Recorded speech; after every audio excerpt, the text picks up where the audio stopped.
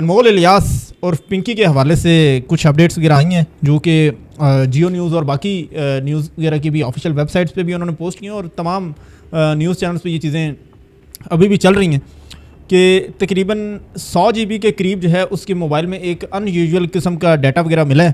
اس کے ساتھ ساتھ 75,000 تصویریں ریکور کی گئی ہیں. پھر 13,000 جو ہیں اس کے موبائل میں کانٹیکٹس تھے. 42,000 کے قریب اس کے کال لاگز ہیں کہ جو کالز آئی ہیں یا گئی ہیں. اس کے بعد پیمنٹ سلپس وغیرہ ہیں جو اس کو کلائنٹ سے ریسیو ہوئی ہیں یا کلائنٹ کے علاوہ باقی جہاں سے بھی اس کو ریسیو ہوئی ہیں. اس کے بعد جو اتھارٹیز کہہ رہی ہیں کہ وہ اپنے 2 واٹس ایپس رن کر رہی تھی اپنے ایک ہی فون میں.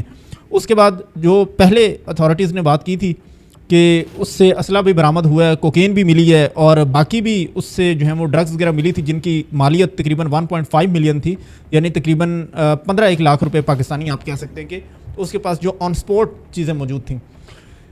یہ چیزیں اتھارٹیز اس پہ کام کر رہی ہیں, بہت اچھی بات ہے اور یہ ظاہر ہے ہمارے معاشرے کو تباہ کرنے والے چیزیں ہیں.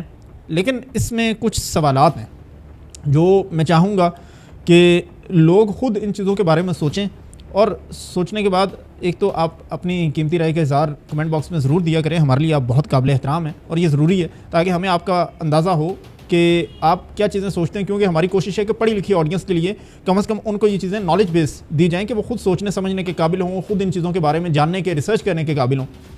یہاں پہ سوالات یہ ہیں کہ اس سے پہلے بھی ایک کیس ہم نے دیکھا جو بدنام زمانہ کیس ہے, مصطفیٰ عامر مرڈر کیس, جو اس کا کلپریٹ تھا ارمغان, وہ بھی اس کا ڈرگ کا بہت بڑا ڈیلر تھا اور پورے پاکستان میں اس کے ڈرگ وغیرہ جاتی تھی. کبھی کوریئر کے ذریعے جا رہی ہے, کبھی بائکیے کے ذریعے جا رہی ہے, کبھی کسی کوریئر کمپنی کے ذریعے جا رہی ہے اور کبھی فزیکلی جو ہے وہ کسی نہ کسی کو بھیج کے کسی طریقے پہ بھجوا دیتا تھا. پھر اس میں ہم نے ایک بہت بڑے Pakistan film industry drama industry کا بہت بڑا نام حسن صاحب, ان کے صاحبزادے ساحر حسن کو اس میں ملوث دیکھا. ابھی انمول کا کیس آ گیا ہے اور نہ جانے اس طرح کے کتنے کیسز ہوں گے. کچھ ہائی لائٹ ہو جاتے ہیں, کچھ دب جاتے ہیں, کچھ ہمیشہ کے لیے گمنام ہو جاتے ہیں, لیکن وہ پس پردہ چلتے رہتے ہیں. سوال یہاں پہ یہ ہے کہ جب یہ پورا نیٹ ورکس چل رہے تھے, ہمارے ادارے کہاں تھے؟ جب اتنا بڑا اس نے ایک پورا گینگ بنا لیا, اپنا اتنا بڑا پورا نیٹ ورک بنا لیا, تو اس ٹائم ہمارے ادارے کہاں تھے؟ جب یہ چرس, یہ کوکین, اگر چلیں ارمغان والے کیس کو ہی اٹھا لیتے ہیں, یہ پنکی کا کیس تو بہت بعد میں آیا نا. ارمغان والے کیس میں وہ کیلیفورنیا سے چرس وغیرہ اور یہ چیزیں ویڈ وغیرہ منگواتا تھا. افغانستان کے راستے وہ آتی تھی پشاور, وہاں سے ہوتے ہوتے پھر اسلام آباد سے پھر لاہور, کراچی اور پھر اکراس پاکستان آتی جاتی رہتی تھی. یہ پورا راستہ ANF کی بہت بڑی ذمہ داری تھی جو کہ بدقسمتی سے نہیں ہو سکی. تو یہ چیزیں جب آپ ہائی لائٹ کرتے ہیں تو کم از کم ان چیزوں کے حوالے سے یہ دیکھ لیا کریں کہ یہ خود ہمارے اپنے اداروں کا فیلئر ہے کہ ہم اتنے بڑے بڑے نیٹ ورکس پہلے جب بن رہے ہوتے ہیں اس وقت ان کی روک تھام میں کوئی بڑا کردار ادا نہیں کرتے, اور جب کوئی ایک اس طرح کا معاملہ ہو جاتا ہے کہ جب وہ چیز ہمارے ہاتھ سے نکل جاتی ہے اور ہمارے ملک کی بدنامی کا باعث بنتی ہے, ہمارے معاشرے کی بدنامی کا باعث بنتی ہے, تو اس وقت ہم اس چیز کو آٹومیٹیکلی ہائی لائٹ کرنا شروع کر دیتے ہیں.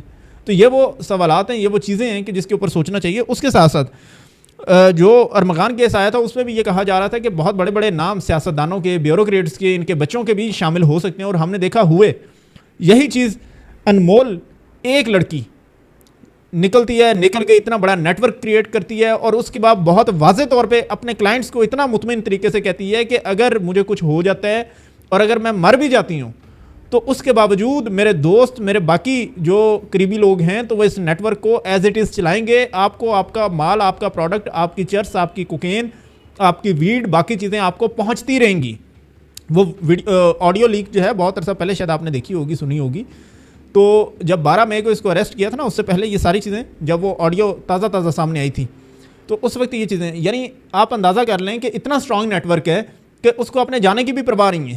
اور ایک خاتون, اس سے اتنا کیا خطرہ ہے کہ راجہ پرویز اشرف صاحب جیسے اتنے سینئر سیاستدان, ایک اتنے ذہین اور ایک اتنا پرانا لیجنڈ کہ جو سیاست میں جب سے بیٹھا ہے, وزیر اعظم بھی رہا, اس بندے کو آ کے اپنی صفائی دینی پڑی ہے کہ میرا اس سے کوئی تعلق نہیں ہے. تو ایک طرف یہ بھی کہا جا رہا تھا کہ شاید انمول کو استعمال کیا جا رہا ہے یا اکسایا جا رہا ہے کہ جی آپ مجبوراً ان کا نام لیں. تو راجہ پرویز اشرف صاحب نے عقل مندی کی, انہوں نے کہا جی میرے اس سے تعلق ہی نہیں ہے, اگر ہے تو آپ ثابت کر لیں.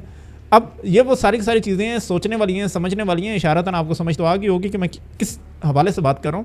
لیکن یہ اس وقت کے لیے سب سے زیادہ اہم ہے کہ ہماری نسلیں بھی تباہ ہو رہی ہیں، باقی چیزیں بھی. اور یہی چیزیں ہم نے پیچھے اسلام آباد میں دیکھی. ابھی یہاں پہ جو نائٹ پارٹیز ہوتی ہیں، نائٹ کلب میں جو چیزیں وغیرہ ہو رہی ہوتی ہیں، جو ابھی F6 کی ایک ویڈیو وائرل ہوئی تھی کہ جس میں لگاتار وہ لڑکیاں ڈانس وغیرہ کر رہی ہیں، پراپر پارٹی وغیرہ ہو رہی ہے شیشہ کیفے میں.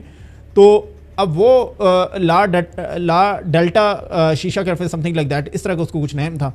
اب وہ جب چیزیں ہوتی ہیں تو ایسی پارٹیز میں تو یہ ڈرگز وغیرہ سیل ہوتی ہیں.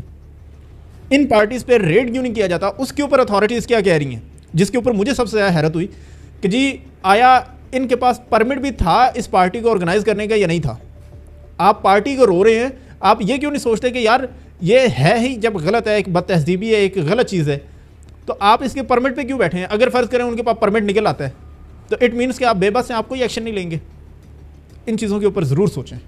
اور ساتھ ساتھ اپنی آڈینس سے، اپنے لوگوں سے گزارش ہے کہ آپ ان چیزوں کے بارے میں سرچ کریں اور کوشش کریں کہ آپ جتنا بہتر کردار ادا کر سکتے ہیں، یا آپ سمجھتے ہیں کہ آپ کے ذہن میں آپ کے انٹرسٹ کے لیے کوئی ایسا ٹاپک ہے، تو آپ ہمیں کمنٹ میں ضرور بتایا کریں تاکہ ہم اگلی دفعہ اس کے اوپر مکمل research base with proof content ہم آپ کے لیے لے کر آئیں. اپنی قیمتی رائے کا اظہار کمنٹ باکس میں ضرور کیجیے گا. سبسکرائب بیز میڈیا. بہت شکریہ.